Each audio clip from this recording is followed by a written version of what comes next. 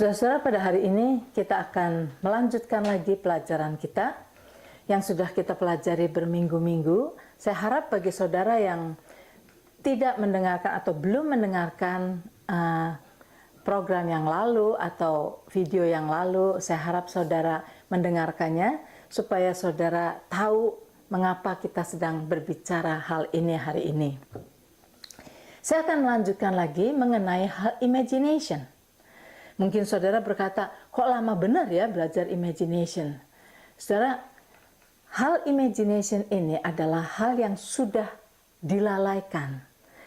Dan saya sendiri tidak pernah mendengar pengajaran mengenai hal ini, diajarkan di gereja atau di mana, tetapi ternyata ini adalah hal yang sangat penting sekali.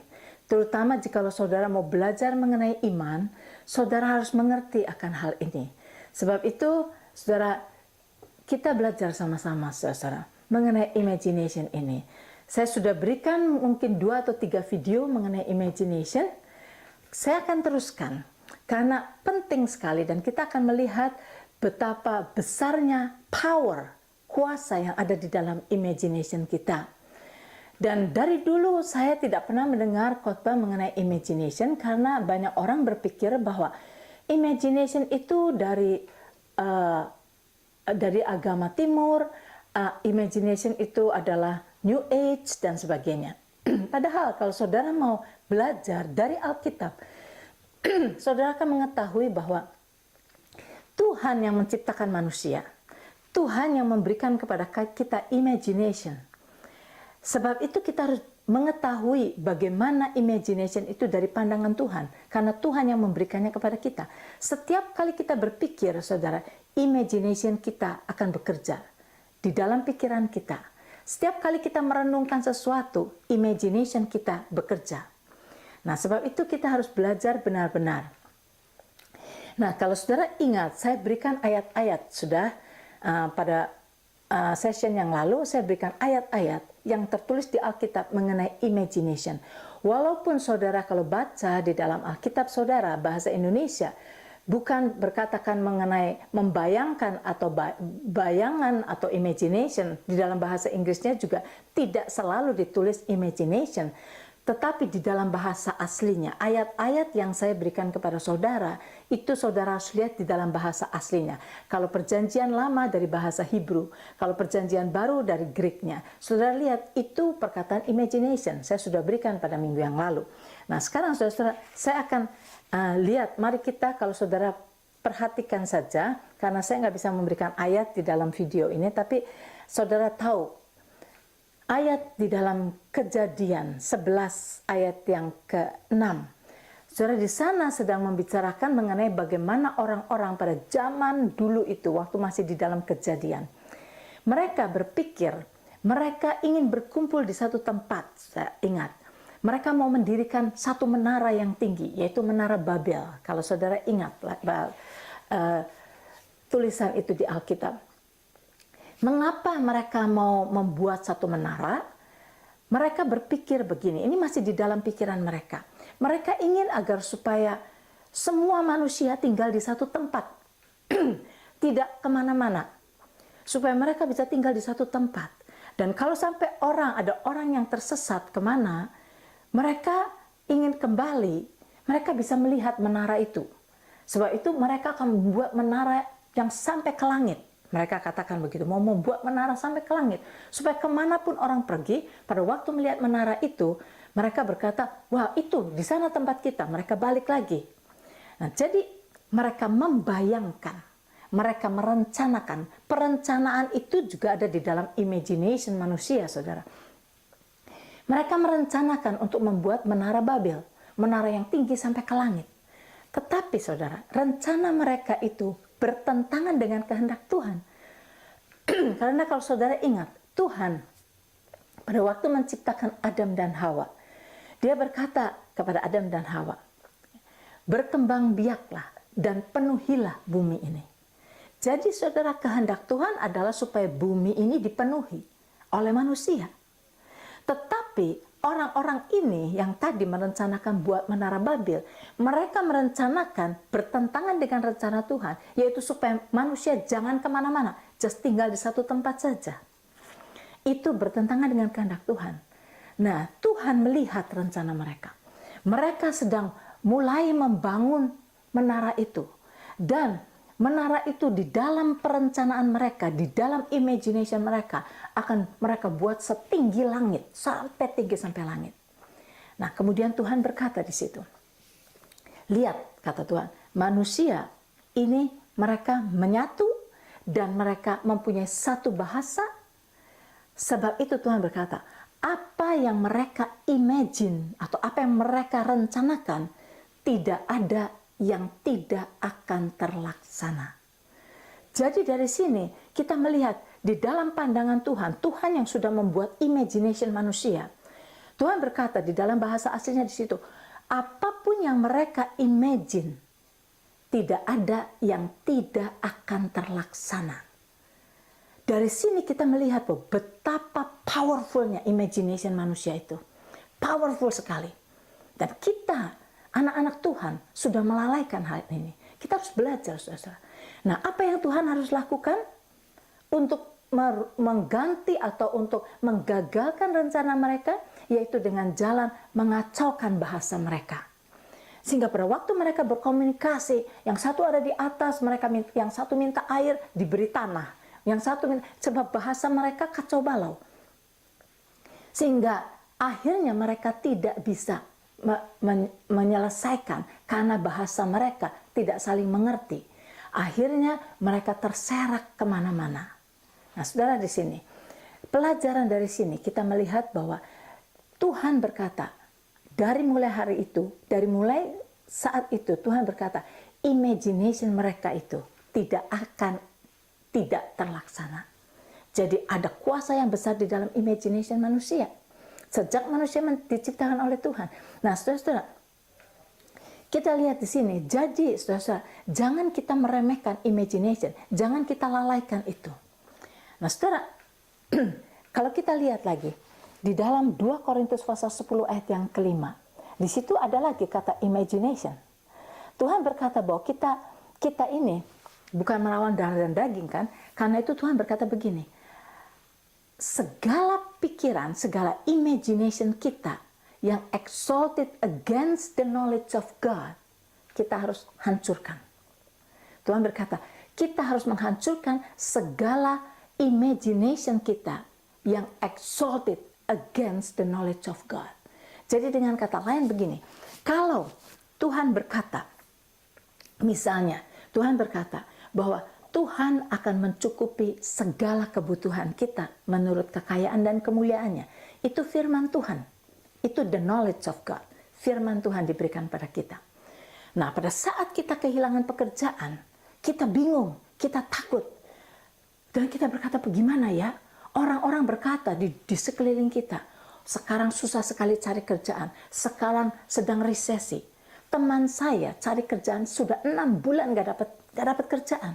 Kemudian orang lain berkata, oh itu baru 6 bulan. Teman saya itu sudah 1,5 tahun gak dapat kerjaan. Nah, saudara, apa yang orang katakan itu adalah knowledge daripada manusia.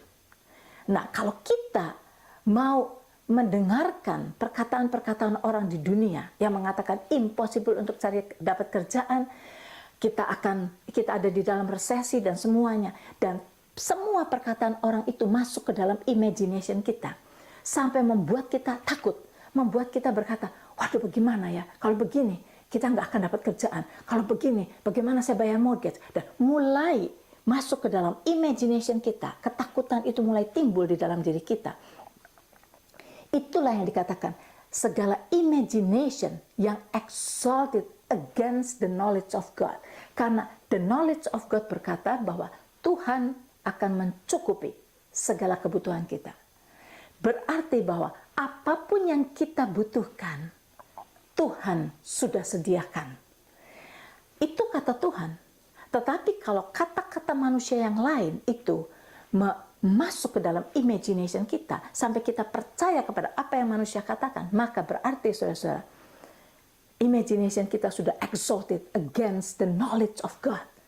Dan Tuhan berkata, kalau cara berpikir kita, imagination kita sudah dipengaruhi oleh dunia ini, sampai melawan, mengatasi apa yang firman Tuhan katakan. Tuhan katakan supaya kita buang, kita hancurkan imagination kita yang exalted against the knowledge of God. Seperti itu, saudara. Jadi, saudara, kalau kita melihat di sini, imagination ditulis di Alkitab itu banyak kelihatannya imagination yang negatif. Ya, tadi orang-orang yang membuat menara Babel itu mempunyai imagination yang negatif, yang menentang kehendak Tuhan. Sekarang juga di sini Tuhan berkata, segala imagination yang meninggikan diri di atas the knowledge of God, hancurkan. Itu semua negatif kan, imagination yang negatif. Nah sekarang mari kita lihat, ada nggak imagination yang positif? Of course ada. Kita sering imagine yang positif kan, saudara-saudara. Kita sedang mengharapkan hal yang positif, ada. Di mana ayatnya? Ayatnya salah satu kalau saudara baca di Ibrani pasal 11 ayat yang pertama.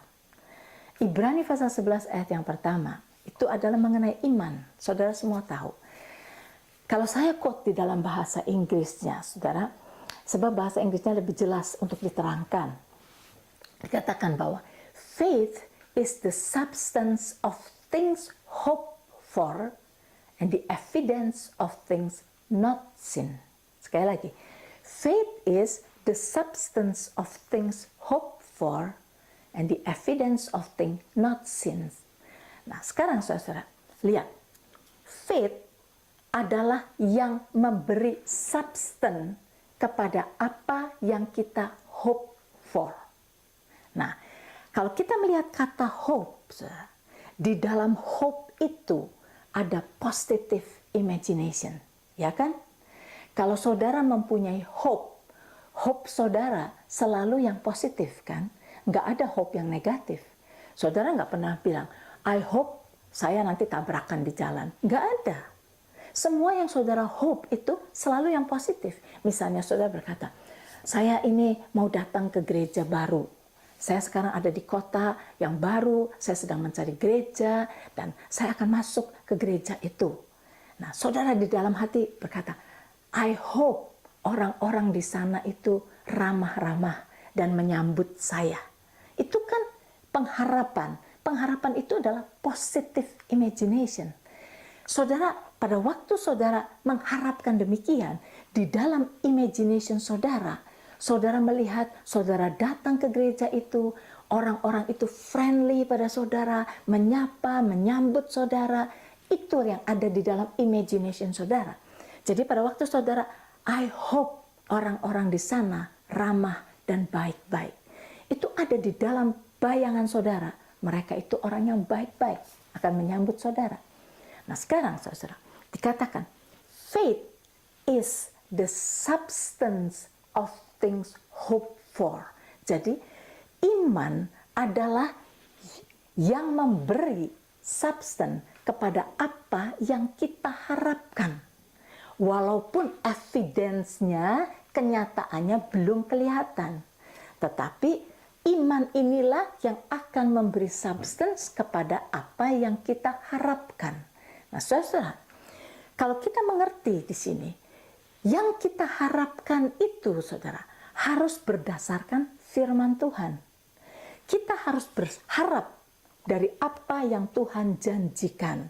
Jangan harapan yang ngawur-ngawur, bukan. Harapan kita harus berdasarkan firman Tuhan.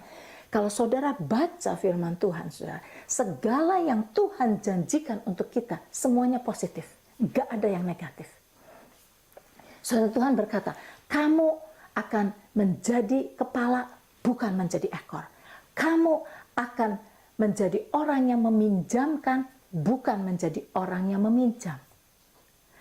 Karena bilur-bilur Yesus, kamu telah sembuh. Itu adalah janji-janji Tuhan semua. Semuanya yang baik buat kita.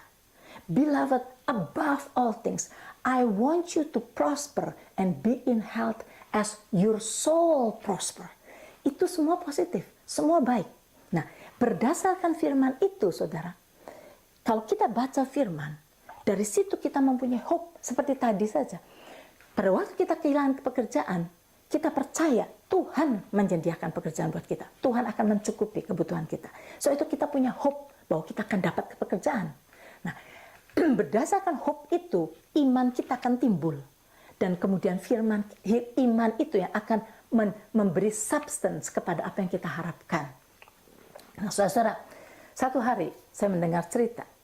Ada seorang yang dari pedalaman, orang dari remote, ya, yang jauh sekali dari kota. Dia jarang sekali ke kota. Jadi hidupnya masih primitif. Satu hari dia dengar ada satu conference Kristen tentunya, di mana? Dan dia mau dengar. So itu dia pergi ke kota, jauh dari tempat dia, ke kota. Sampai di kota, dia datang ke conference itu, dia dengarkan. Di tengah-tengah conference itu, udara makin panas, makin panas. Maka dia berpikir, orang-orang sudah mulai ambil kertas, ini ya, pakai fan karena kepanasan. Kemudian, orang ini melihat ada seorang jalan ke tembok di situ. Pada waktu dia sampai di tembok, ada satu benda di tembok itu bulat, dan dia putar benda itu. Begitu dia putar, orang itu pergi lagi. Sebentar lagi, si orang ini merasa ada udara sejuk datang. Dan dia bilang, wow, dia bilang, itu benda kecil itu hanya diputar gitu saja, langsung ada udara sejuk masuk ke tempat saya. Dia bilang, ini luar biasa. Maka dia pulang dari conference itu, dia cari orang tadi. Dan waktu dia ketemu, dia bertanya, saudara, tadi saudara pergi ke situ, itu saudara putar itu barang itu apa sih di tembok itu? Dia bilang, oh itu namanya termostat, kata orang itu. Oh termostat, di mana beli termostat itu? Oh banyak, di hardware store di mana-mana ada termostat, di Home Depot ada. Oh oke. Saudara, orang ini pergi ke hardware store, dia beli termostat. Ada, saya mau beli termostat. Diberi, bayar, pulang ke rumah. Sampai di rumah, dia pasang termostat itu di tembok rumahnya. Pasang di tembok rumahnya. Setelah itu, pada waktu udara panas, dia bilang, oh sekarang saya sudah punya ini. Dia putar itu tembok. Dan dia menunggu udara segar datang. Kok nggak datang-datang?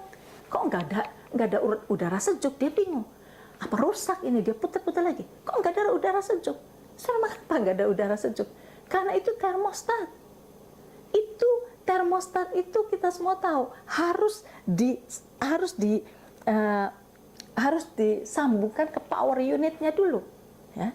Karena di gereja itu ada power unit itu sebabnya bisa menyala, memberikan udara yang segar.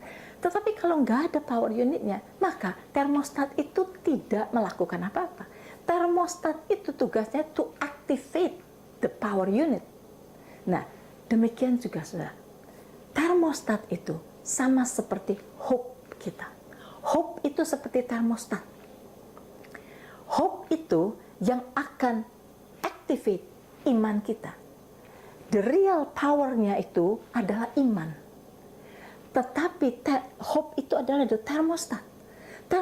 Hope itu hanya tinggal diputar seperti termostat, itu akan activate iman kita.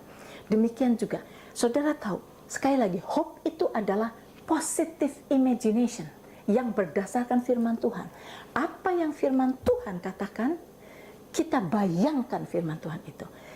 Saudara tidak cukup hanya tahu firman Tuhan saja, saudara tidak cukup hanya hafal firman Tuhan saja, saudara tidak cukup hanya mengerti firman Tuhan saja, enggak cukup. Saudara harus kunyah firman itu, bayangkan firman itu, sampai saudara bisa imagine di dalam hati saudara, seperti apa yang Tuhan katakan itu. Seperti apa yang Tuhan katakan itu kalau menjadi kenyataan. Bayangkan itu. Itu yang saya sering kali katakan, kita mesti hidup di dalam firman, saudara. Kalau firman cuma kita ketahui saja, itu baru sampai di otak kita. Tapi belum sampai di dalam hati kita. Kita harus punyai di dalam hati kita, karena dari dalam hati itulah terpancar kehidupan. From the heart itu flow the issue of life. Sebelum firman itu masuk ke dalam diri kita, menjadi berakar di dalam kita dan menghasilkan iman melalui imagination, akan menghasilkan iman. Dari situlah akan terpancar kehidupan. Jadi saudara, imagination itu penting sekali, yaitu pada waktu kita mengunyah firman itu, kita bayangkan apa yang Tuhan maksud di dalam firman itu. Bagaimana kalau kita hidup di dalam firman itu, sehingga kita bisa melihat apa yang Tuhan katakan itu menjadi kenyataan di dalam hidup kita. Itulah yang akan stir up iman kita. Nah, Tuhan berkata juga, as a man think in his heart, so is he. Proverbs 23 ayat yang ke-7. Amsal 23 ayat yang ke-7, baca di dalam bahasa Inggrisnya, jangan bahasa Indonesianya, bahasa Inggrisnya, saudara. As a man think in his heart, so is he. Nah, saudara, jadi kita harus mengerti, kita harus mempunyai positive imagination. Kita harus membayangkan firman Tuhan terus-menerus. Itulah sebabnya, kalau saudara mengikuti pelajaran ini dari semula, permulaan dari pelajaran ini itu, yang saya ambil dari Roma 1 ayat 21, yang saya balikkan, ya, kalau kita tidak mau memuliakan Tuhan, tidak mau bersyukur kepada Tuhan, maka pikiran kita, imagination kita menjadi sia-sia dan hati kita menjadi gelap. Tetapi saya balik, tetapi kalau kita muliakan Tuhan, tinggikan nama Tuhan, kalau kita esteem God, kalau kita value God, apa yang Tuhan kerjakan di dalam hidup kita, kita ingat-ingat, kita saksikan, maka hati kita akan bersyukur. Fokus kita adalah kebesaran Tuhan. Fokus kita adalah kasih Tuhan, kesetiaan Tuhan, kuasa Tuhan yang luar biasa. Itulah yang kita fokuskan. Maka imagination kita menjadi positif. Imagination kita menjadi kreatif. Imagination kita menjadi powerful. Tetapi kalau kita mengabaikan Tuhan dan kita mulai memikirkan apa yang dunia katakan kepada kita, apa yang news katakan kepada kita, kita meditate, merenungkan itu semua, makin lama imagination kita makin negatif, makin stres, dan akhirnya kita hancur di dalam imagination kita yang salah. Sebab itu kita harus mempunyai imagination yang positif. Dan dari situ biarlah itu masuk ke dalam hati kita. Apa yang sudah ada di dalam diri kita itu yang akan menjadi kenyataan. Saudara pernah mendengar, saya tahu sebagian besar dari saudara sudah mendengar apa yang saya pernah ceritakan mengenai istri dari seorang pendeta. Yang matanya itu makin lama makin rusak, deteriorate. Sehingga dia tahu, dokter sudah nggak bisa tolong, nggak bisa apa, sehingga dia tahu matanya makin lama akan menjadi buta. Sebab itu dia berdoa minta kesembuhan ilahi. Dia minta teman-temannya mendoakan. Dia minta prayer group mendoakan dia. Sudah didoakan, ditumpangi tangan macam-macam, nggak sembuh-sembuh. Makin parah, sehingga kacamatanya udah tebal sekali dan dia sudah susah melihat. Nah, satu hari dia sudah putus asa, dia sudah nggak mau lagi orang doakan, dia bilang percuma dia nggak akan sembuh. Satu hari ada seorang hamba Tuhan datang ke gereja itu, yang pelayanannya adalah di dalam healing. Nah, pada waktu istri hamba Tuhan ini tahu hamba Tuhan ini, dia nggak mau ketemu sama hamba Tuhan itu, dia selalu menghindar karena dia tidak mau didoakan lagi, dia malu, dia nggak sembuh-sembuh. Hari yang pertama, hamba Tuhan itu berkhotbah, mendoakan banyak orang. Hari kedua, demikian juga. Hari yang ketiga, hamba Tuhan itu panggil istri pendeta itu, maju ke depan. Waduh, istri pendeta yang aduh sudah maju. Dia bilang, saya ingin mendoakan mata kamu, kata hamba Tuhan ini. Kemudian, dia menumpangkan tangan pada wanita ini di dalam nama Yesus, supaya mata ini menjadi normal kembali, sembuh semua dan bisa melihat dengan normal. Dia tumpangi tangan, dan kemudian setelah dia tumpangi tangan, pada waktu ditumpangi tangan tentunya hamba Tuhan ini memejamkan matanya, tumpangi tangan, dan setelah selesai berdoa dia berkata, "Okay, now can you see?" Dia berkata begitu.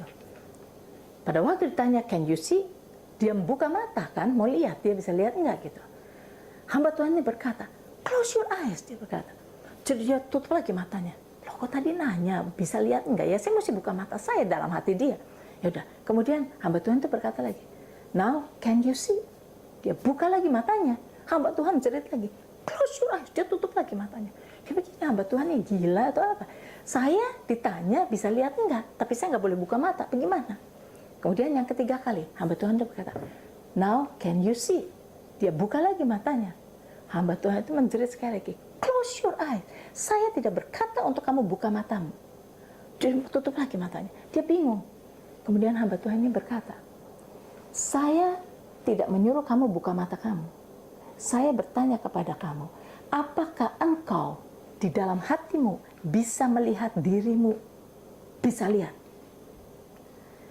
Can you see in you that you can see? Jadi maksudnya, di dalam imagination kamu, di dalam hati kamu, kamu bisa lihat enggak bahwa kamu itu bisa lihat? Saudara mengerti kan? Kemudian wanita ini baru ngerti. Oh oke, sekarang saya ngerti. Dia tetap tutup matanya. Dia diam sebentar, fokus kepada Tuhan. Kemudian dia mulai speaking in tongues. Dia tutup mata, pejam mata, sampai beberapa menit kemudian. Kemudian dia berkata, now I can see, kata wanita itu. Kemudian hamba Tuhan itu berkata, now open your eyes. Dia buka matanya, sembuh, saudara. Dari sini kita melihat bahwa iman dimulai dari dalam diri kita. Saya sudah katakan di dalam yang lalu-lalu bahwa imagination kita itu adalah tempat di mana kita mengandung miracle. The conception of miracle yang akan terjadi ada di dalam imagination kita. Jadi saudara, kita harus melatih supaya imagination kita, imagine firman Tuhan terus-menerus. Apa yang kita imagine, itu yang akan menjadi kenyataan. Kita tidak akan bisa menjadi yang tidak kita pernah bayangkan. Misalnya, kalau kita ini berpikir bahwa di dalam pikiran kita, inside, di dalam kita merasa, saya ini orang bodoh, saya nggak bisa bicara, saya nggak berani ke depan sana, kalau saya bisa bicara, oh saya bakal ngawur, saya nggak bisa. Kalau itu yang kita berpikir, satu hari kita dipaksa orang maju ke depan, kita akan gagapan, kita nggak akan bisa bicara apa-apa. Karena kita bilang, saya nggak bisa, saya bodoh, saya nggak bisa bicara. Kalau kita merenungkan di dalam diri kita tidak bisa, maka kita tidak akan bisa. Tetapi kalau saudara merenungkan bahwa by the grace of God, Tuhan yang di dalam saya akan memberikan kepada saya kemampuan untuk melakukan apapun yang Tuhan suruh saya lakukan. Saudara punya keyakinan di dalam saudara, maka pada saat saudara disuruh melakukan apapun juga, saudara tenang. Karena saudara tahu, saudara tidak bersandar kepada diri sendiri, tetapi bersandar kepada siapa Tuhan adanya. Demikian juga kalau saudara merasa, saya si orang miskin, saya nggak bisa apa-apa, oh itu si orang kaya-kaya semua, itu orang yang hebat-hebat. Nah saudara, kalau saudara berpikir diri saudara seperti itu, pada saat saudara bertemu dengan mereka, saudara merasa minder. Kenapa? Karena I am nothing, saya bukan apa-apa, saya nggak punya apa-apa. Saudara, sedangkan kita semua sama. Bukan kita lagi yang hidup, tetapi Kristus yang hidup di dalam diri kita. Sebab itu saudara, kalau saudara sekarang mau saling berdiskusi, jujur, cara kita berpikir setiap hari itu bagaimana? Pada saat kita mendengar bad news, bagaimana renungan hati kita? Apa yang kita imagine? Kita ngaku saudara, habit kita itu seperti apa? Coba saudara bayangkan, ceritakan, mengapa saudara stres? Mengapa ada orang sampai depres? Mengapa? Karena imagination-nya semua negatif. Memikirkan hal yang negatif. Benci kepada orang, sakit hati kepada orang, merasa semua orang tidak ada yang suka kepada kita dan sebagainya. Saudara, coba kita jujur di hadapan satu sama lain. Dan siapa yang sudah pernah selama 3 minggu ini berturut-turut berbicara mengenai imagination, dan saudara mulai mempraktekkan imagination saudara kepada yang positif, kepada janji-janji Tuhan, dan saudara mengalami itu semua. Karena semua janji Tuhan saudara harus direkam di dalam kandungan kita untuk itu menjadi kenyataan. Pengharapan yang positif, pengharapan adalah imagination yang positif. Dan kita harus punya pengharapan itu untuk kick iman kita untuk menjadi kenyataan. Sampai di sini dulu, kita akan lanjutkan minggu depan.